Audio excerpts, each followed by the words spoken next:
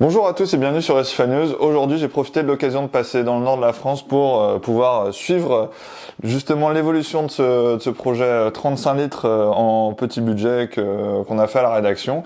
Et vu que vous êtes beaucoup à demander des nouvelles de celui-là, c'était vraiment parti en live et que de toute façon, je me suis perdu dans mon texte.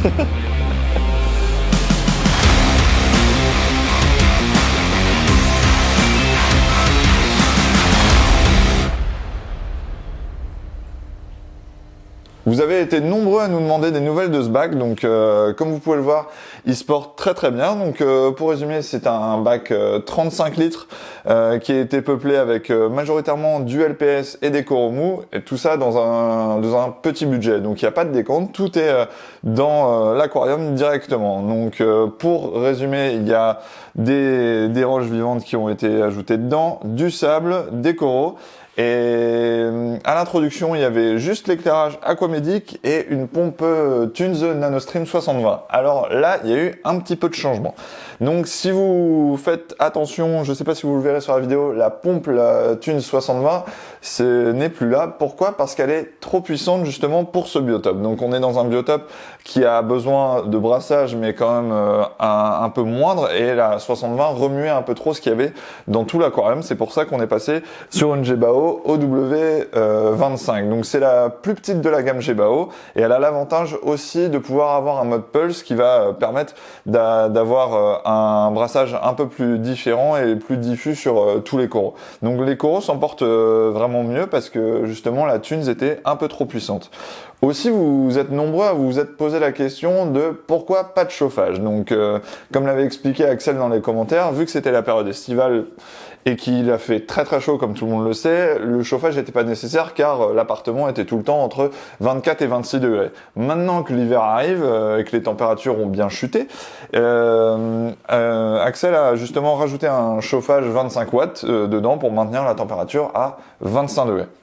Sinon, en dernier ajout de matériel, il y a eu aussi, ce que vous pouvez voir ici, c'est un surface skimmer, donc c'est un accessoire qui est très utilisé en eau douce pour enlever le film gras. Et là, c'est exactement pareil, il va enlever le film sur la surface de l'eau pour pouvoir avoir une eau un peu plus claire, que ça sente moins et qu'il y ait une meilleure pénétration de la lumière dans l'eau. Concernant le vivant, il y a eu aussi des ajouts. Donc il y a eu des Acanthastrea qui ont été ajoutés, donc des coraux LPS australiens. Il y a aussi une souche qui a été ajoutée de Ricordea florida. Donc là, il y avait déjà cette petite souche et il y a eu l'ajout de l'autre souche jaune avec le cœur vert.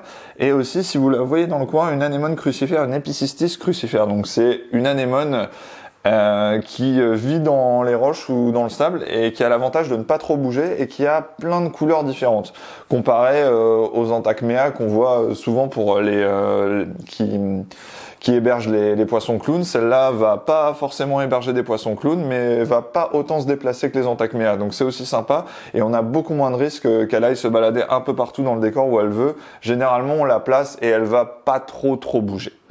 Aussi, en poisson et en invertébrés, il y a eu un couple Alpheus gobi qui a été ajouté. Donc là, on essaye de les observer, mais on les voit pas trop. Ils sont dans ce coin-là. Donc c'est une Alpheus randali et un gobi, un nematodes. Donc ça reste de très petits animaux. Et un crabe boxer qui a la particularité d'avoir des petites anémones sur ses pinces pour pouvoir se défendre vu qu'il est tout petit.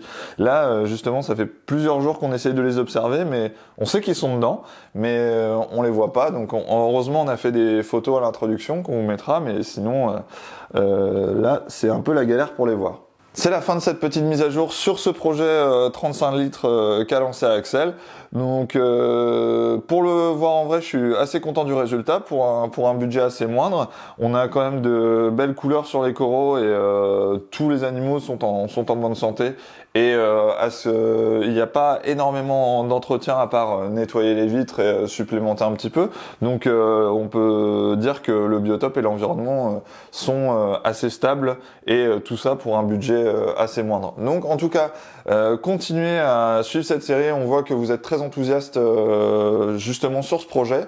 Donc continuez à liker nos différentes vidéos, à vous abonner à la chaîne et à nous suivre sur recifanews.fr. À la prochaine.